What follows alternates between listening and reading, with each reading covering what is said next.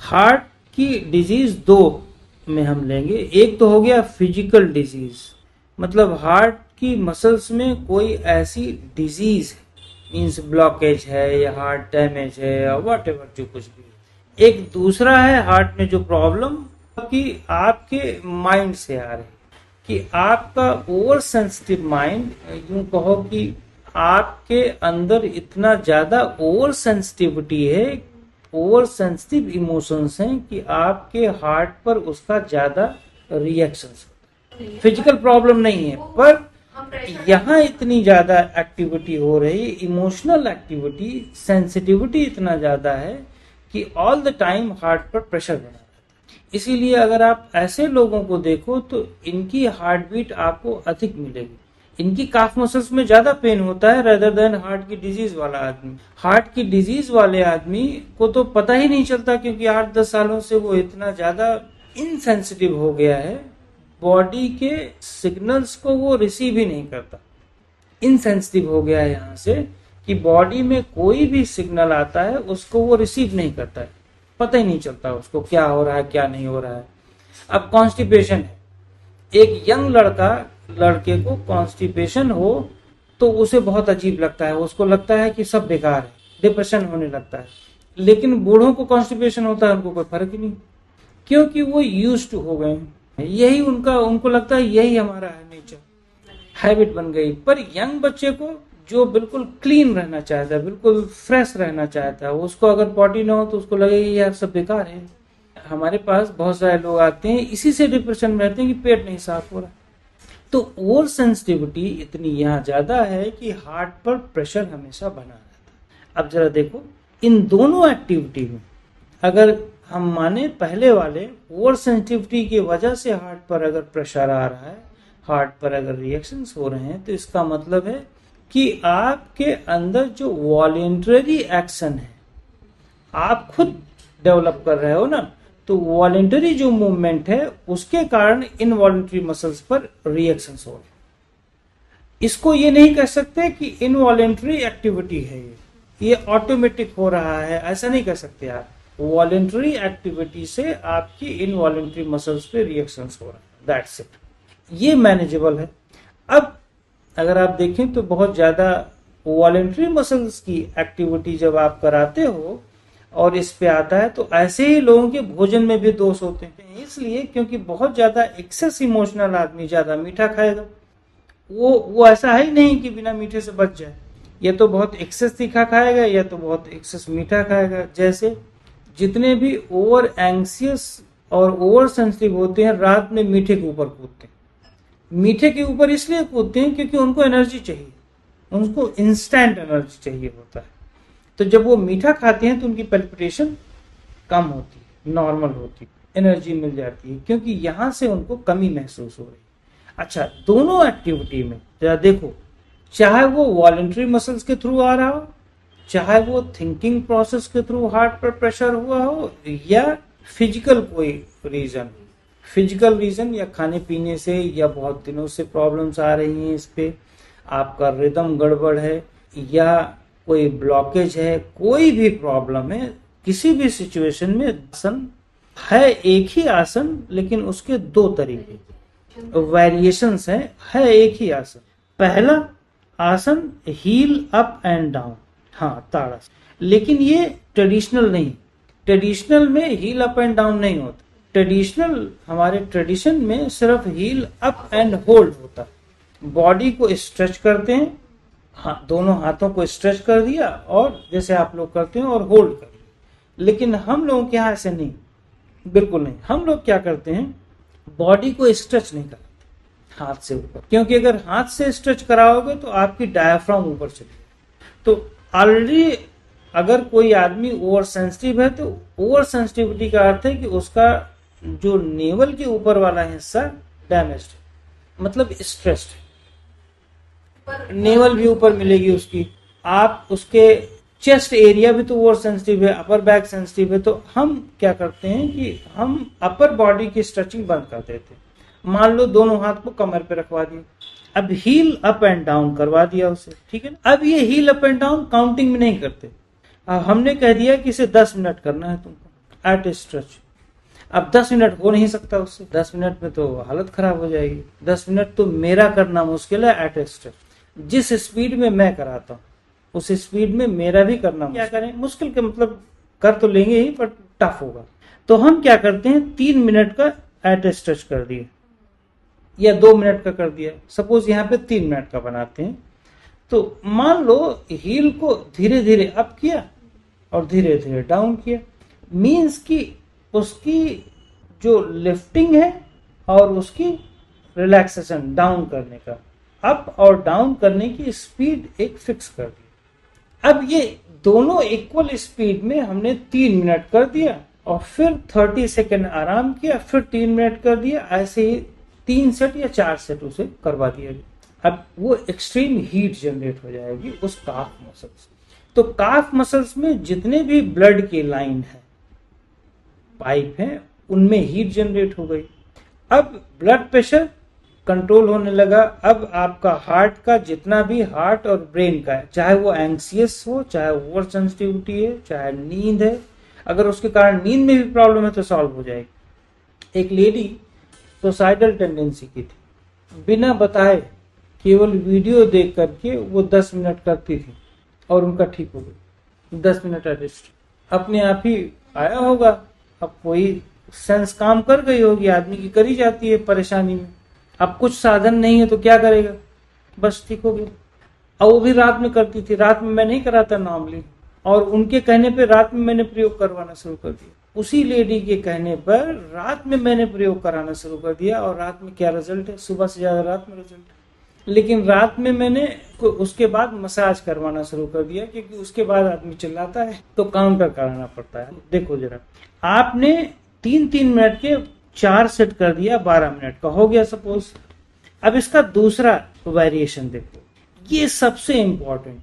मान लो हील को अप किया आपने 5 सेकंड में, 5 सेकंड का आपने ड्यूरेशन बनाया। अब आपको मैंने कहा कि आप नीचे आने की ड्यूरेशन आप 20 सेकंड या 20 to 30 सेकंड कर दो।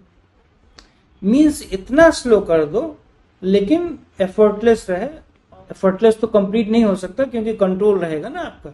तो 30 सेकंड में सपोज आप नीचे आ रहे हो और एक्सेल आपका माउथ से हो रहा है। जैसे आपने कर लिया ऊपर हीट, अब एक्सेल करना शुरू किया आपने और हील डाउन करना।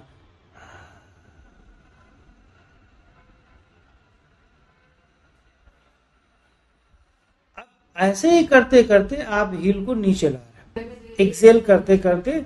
नॉर्मली हम आपको कहते हैं कि जब माउथ से एक्सेल करो तो फेशियल मसल्स को रिलैक्स करते जाओ। तो चूंकि आप रिलैक्सेशन या लैंडिंग कर रहे हो ना, तो लैंडिंग करते समय आपको आराम की फीलिंग आनी चाहिए। एक्सेलेशन माउथ से हो रहा है तो आपका फुल फोकस स्पीड का कंट्रोल है और फेशियल मसल्स रिलैक्सेशन है और ब्रीथ आउट। इसको तीनों को कोऑर्डिनेट कर रहा है। जैसे ड्राइविंग में आप कोऑर्डिनेट करते हो ना, सामने देखते हो, ऑटोमेटिकली स्टीयरिंग पकड़ते हो, स्टीयरिंग पे फुल ध्यान थोड़ी ना रहता है आपका, तो सामने ध्यान रहता है, लेकिन आपका मैनेजमेंट होता है। आप एक्सेलेशन माउथ से कर रहे हो, फुल का मतलब एफर्टलेस, और फेशियल मसल्स रिलैक्स कर रहे हो और काफ मसल्स नीचे कर रहे हो। मीन्स हील आप डाउन कर रहे हो, स्पीड कंट्रोल कर रहे हो। अब मान लो 30 सेकेंड आपका एक्सेलेशन हुआ, मेरा 40 सेकेंड अराउंड होता है, 40-45 सेकेंड, आज तो 49 सेकेंड गया। और मान लो 30 सेकेंड में डाउन हुए आप, फेशियल मसल से रिलैक्स, आपको पेन नहीं होगा। मैं आपको बता दूं, आप कम से कम इसे 5 मिनट तक एट स्ट्रेच कर सकते हो। हील अप एंड डाउन जो आप इक्वल कर रहे थे अप और डाउन में फर्स्ट वेरिएशन में, उसको आप 3 से 5 मिनट लगातार करना मुश्किल होता है, बहुत पेन होता है, क्योंकि उसमें दोनों में प्रेशर, उसमें दोनों में इक्वल प्रेशर। यहां पर एक तरफ आप जल्दी में कर रहे हो, एफर्ट डाल रहे हो, एक तरफ आप एफर्टलेस कर रहे हो। लैंडिंग टाइम में आप एफर्टलेस जा रहे हो, वहां पे आपका फुल मैनेजमेंट का रोल। यही टाइमिंग ब्लड प्रेशर को कंट्रोल करता है, यही टाइमिंग आपकी हार्ट की डिजीज को सॉल्व करता है, इवन कि ब्रेन के सभी प्रॉब्लम्स को यही डाउनवर्ड कंट्रोल करता है। अगर ये जो डाउनवर्ड टाइमिंग है बेहतर हो गया और फुल रिलैक्सेशन के साथ हो गया, 5 मिनट के 2 सेट किसी से हो गए, मैं दावे के साथ कहता हूं हार्ट की कोई प्रॉब्लम नहीं हो सकती। हार्ट की प्रॉब्लम है तो सॉल्व हो जाएगी, 3 महीने में करवा के देख। एंजाइटी की कोई प्रॉब्लम नहीं हो सकती, स्लीप की नहीं हो सकती। अगर वो उससे रिलेटेड हार्ट में प्रॉब्लम आ रही है तो सेकेंड वेरिएशन, लेकिन दोनों का कॉम्बिनेशन बनाना है। कोई फर्क नहीं पड़ता, कोई भी कर सकता है, क्योंकि अगर आप देखो हमारी मेथड में, स्पेशली जो मैं मेथड को फॉलो करता हूँ, उसमें लैंडिंग पीरियड में मैनेजमेंट फुल होती है। मेरे में अगर आप देखो जिम की एक्सरसाइज में, तो जिम की एक्सरसाइज जितनी भी होती है उसमें लैंडिंग फेंक दिया जाता है। जैसे मान लो आपने 50 किलो का वेट उठाया, एक वेट लिफ्टर है, तो वो वहीं से उसकी रिस्पॉन्सिबिलिटी खत्म होगी, केवल उठाने की रिस्पॉन्सिबिलिटी है उसकी, और छोड़ने की रिस्पॉन्सिबिलिटी वो तो फेंकता है, उसको किसी तरफ फेंक जाएगा। वेट लिफ्टर को देखो ना, तो वेट लिफ्टर का केवल एक ही काम है, केवल उठाना। उसका फुल फोकस 100% फोकस उठाने पे, छोड़ा, फेंक दिया उसको, फेंक दो जी, अब हमारा काम खत्म हो गया। लेकिन हम लोगों का ये काम नहीं होता। हम लोगों का काम उठाने पर नहीं उतना ज्यादा होता, हम लोगों का काम छोड़ने पे होता है, रिलीज करने पर। इसीलिए अगर आप देखो तो यौगिक पद्धति में या मेडिटेशन की पद्धति में या आयुर्वेद की पद्धति में सबसे ज्यादा फोकस कहाँ किया जाता है? मोशन पे। इसका पेट साफ होना चाहिए चाहे जो हो जाए। खाने पे उतना फोकस नहीं होता जितना फोकस हम लोगों के, स्पेशली मेरे में, कि इसका पेट साफ हो जाए। ऐसी एक्टिविटी करा दो कि इसका पेट साफ ऑटोमेटिकली ऑर्गेनिक वे में हो जाए। अगर पेट साफ हो गया तो इसको भूख लगने लगेगी, अगर पेट ही ना साफ हुआ तो भूख भी नहीं लगेगी उसको। तो इसीलिए जितनी भी डिजीज को सॉल्व करने की प्रैक्टिस होती है, मेरे अनुभव में मैंने जो प्रयोग किया है उसमें जो सेकंड पार्ट है लैंडिंग वाला, उसमें सबसे ज्यादा कंट्रोल सिखाया जाता है, खाने में नहीं सिखाया जाता। मेडिसिन में खाने पे आपको ध्यान होता है, इनटेक आपका, नेचुरोपैथ में इनटेक पर होता है, पर वो वही इनटेक कराते हैं जिससे मोशन बेटर, उसी इनटेक पर ध्यान देते हैं जिससे मोशन बेटर। हम लोग क्या करते हैं, हम लोग सॉलिड फॉर्म के इनटेक पर, स्पेशली मैं सॉलिड फॉर्म के इनटेक पर ज्यादा फोकस नहीं कराता। हम सेंसेस को रिलैक्स करने पे, ब्रेन की मसल्स को रिलैक्सेशन पर फोकस कराते हैं। वो इसलिए क्योंकि एक बार ये रिलैक्स हो गया ना, उसमें कॉमन सेंस जग गया, तो ऑटोमेटिकली उसे क्या क्या खाना है वो बता देगा। उसे फोर्स नहीं लगाना पड़े कि हम समोसा नहीं खाएंगे जी, हमारा मन कर रहा है फिर भी हम दबाएंगे। अरे तो जब तुम्हारा समोसा खाने का मन ही नहीं करेगा, एक्सेस मीठा खाने का मन ही नहीं करेगा, तो प्रॉब्लम सॉल्व हो गई ना। मन ही क्यों कर रहा है भाई, मन क्यों कर रहा है तुम्हारा इतना? इसका मतलब कि इंटरनल प्रॉब्लम। मन क्यों कर रहा है इतना? थोड़ा बहुत करे, मान लो आपने आधा रसगुल्ला खा लिया, एक रसगुल्ला खा लिया, एक चॉकलेट खा लिया, अब 4-5 चॉकलेट थोड़ी ना निकल जाओगे, तो इसका मतलब डिजीज है ना इंटरनल। अब कोई कहे कि नहीं आपको आधा एक ही खाना है, इसका मतलब है कि आप फोर्सफुली कुछ कर रहे हो। फोर्सफुली कर रहे हो तो गलत है, इंटरनली प्रॉब्लम है कुछ, यहाँ कुछ डिससेटिस्फेक्शन चल रही है, तो आप एक्सेस इधर उधर हरकतें कर रहे हो, सेंसेस की इम्बैलेंस हो रही है। अगर वही प्रॉब्लम सॉल्व हो गई तो आप नॉर्मल खाना खाओगे, क्या दिक्कत है, ऑटोमेटिकली चेंज हो जाएगा। तो जब मसल्स और सेंसेस आपकी रिलैक्स्ड रहेंगी तो ऑटोमेटिकली आपका बिहेवियर पैटर्न नॉर्मल रहता है। नहीं तो आप उसको फोर्सफुली कंट्रोल नहीं कर सकते। अगर फोर्सफुली कर रहे हो तो इसका मतलब कि वो प्योर फुली ऑर्गेनिक सोल्यूशन नहीं। इवन कि अगर आप आयुर्वेद में भी हो, आप नेचुरोपैथ में भी हो और जबरदस्ती कर रहे हो, जूस पिए जा रहे हो, जबरदस्ती सब कुछ कर रहे हो, तो इसका मतलब गड़बड़ है ना, आप फोर्स कर रहे हो, आपका सिस्टम ऑर्गेनिक वे में नहीं काम कर रहा है। बच्चे बहुत सारे हैं मिट्टी खाते हैं, उनको तो कोई डिजीज नहीं हो जाती। औरतें हैं चूल्हे का जो जला हुआ पार्ट खाती हैं, जो प्रेग्नेंट औरतें कितना खा जाती हैं, बहुत जबरदस्त गांव में खाती हैं। वो इसलिए क्योंकि उनके अंदर बहुत सारी कमी होती है, उससे मिल जाता है, पूरा हो जाता है, पर उनको डिजीज नहीं होती। लेकिन अगर वही फॉर्म में हम टैबलेट खा लें तो प्रॉब्लम्स बढ़ जाती, साइड इफेक्ट्स होने लगते हैं। हालांकि अब देते हैं, बट मेरा ये कहने का मतलब है कि आप अपनी मसल्स को अगर अपने इंटरनल सिस्टम को अगर ठीक ठाक कर ले गए तो आपका बिहेवियर पैटर्न नॉर्मल हो जाता है। द सेम वे हार्ट की प्रॉब्लम, आपकी हार्ट की प्रॉब्लम ये आप कहते हो कहने के लिए कि ये अनैच्छिक मसल्स है, इनवॉलंटरी मसल्स है, ये कहने को है, पर आप इसमें जितने भी धक्के दे रहे हो, जितने भी डिजीज पैदा कर रहे हो, ये वॉलंटरी मसल से ही पैदा कर रहे हो आप। 90% अब कोई बच्चा देखो पैदाइशी हार्ट की प्रॉब्लम हो या हार्ट छेद हो, वो दैट्स डिफरेंट इशू, पर आप अगर उठा करके देखो तो 90% प्रॉब्लम्स यहाँ से ही आ रही है ना, आपके खाने पीने की ओवर सेंसिटिविटी से, वहीं से तो आ रही है ना। तो इसका मतलब है कि आप इसको पहले ठीक करें। हाँ, पहले आपकी एक्सरसाइज की इतनी मेथड हो जाए कि ये मसल्स आपकी बेटर हो जाएं।